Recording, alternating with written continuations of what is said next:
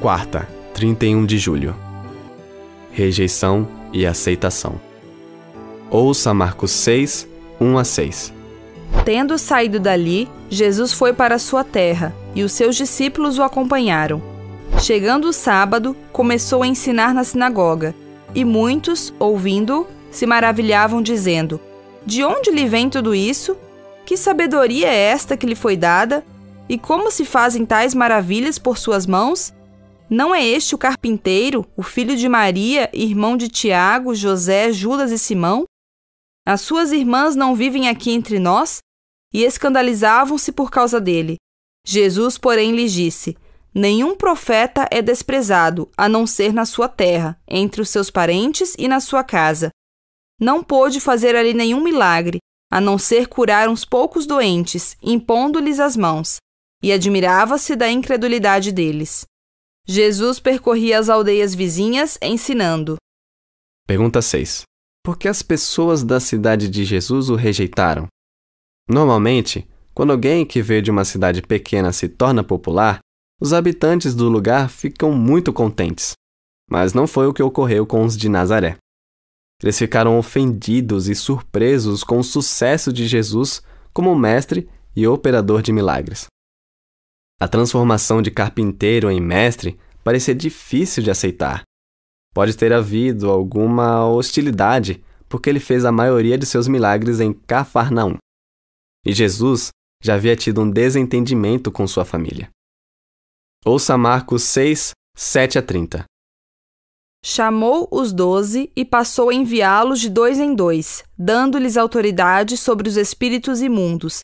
Ordenou-lhes que não levassem nada para o caminho, exceto um bordão, nem pão, nem sacola, nem dinheiro, e que fossem calçados de sandálias e não usassem 2 túnicas. E recomendou-lhes: Quando vocês entrarem numa casa, fiquem ali até saírem daquele lugar. Se em algum lugar não quiserem recebê-los nem ouvi-los, ao saírem dali, sacudam o pó dos pés, em testemunho contra eles. Então, saindo eles, pregavam ao povo que se arrependesse. Expulsavam muitos demônios e curavam numerosos enfermos, ungindo-os com óleo. Isto chegou aos ouvidos do rei Herodes, porque o nome de Jesus havia se tornado conhecido. E alguns diziam: João Batista ressuscitou dentre os mortos, e por isso forças miraculosas operam nele. Outros diziam: É Elias. Ainda outros diziam: É profeta, como um dos antigos profetas. Herodes, porém, ouvindo isto, disse: É João, a quem eu mandei decapitar, que ressuscitou. Porque o próprio Herodes havia mandado prender João e amarrá-lo na prisão, por causa de Herodias, mulher do seu irmão Filipe, com a qual Herodes havia casado. Pois João lhe dizia: Você não tem o direito de viver com a mulher do seu irmão. Herodias odiava João Batista e queria matá-lo, mas não conseguia fazer isso, porque Herodes temia João, sabendo que era homem justo e santo e o mantinha em segurança. E quando o ouvia, ficava perplexo, embora gostasse de escutá-lo. Chegando uma ocasião favorável, em que Herodes, no dia do seu aniversário, deu um banquete às autoridades, aos oficiais militares e às pessoas importantes da Galileia, a filha de Herodias entrou no salão e, dançando, agradou a Herodes e aos seus convidados. Então o rei disse à jovem: Peça o que quiser e eu lhe darei. E fez este juramento: O que você me pedir, eu lhe darei, mesmo que seja metade do meu reino. Ela saiu e foi perguntar à mãe: O que pedirei? A mãe respondeu: A cabeça de João Batista. No mesmo instante, voltando apressadamente para junto do rei, disse: Quero que, sem demora, o Senhor me dê num prato a cabeça de João Batista. O rei ficou muito triste, mas por causa do juramento e dos que estavam com ele à mesa, não quis negar o pedido da jovem.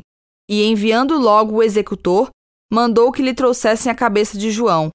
Ele foi e o decapitou na prisão. E trazendo a cabeça num prato, a entregou à jovem, e esta, por sua vez, a entregou à sua mãe. Os discípulos de João, logo que souberam disto, vieram, levaram o corpo dele e o colocaram num túmulo.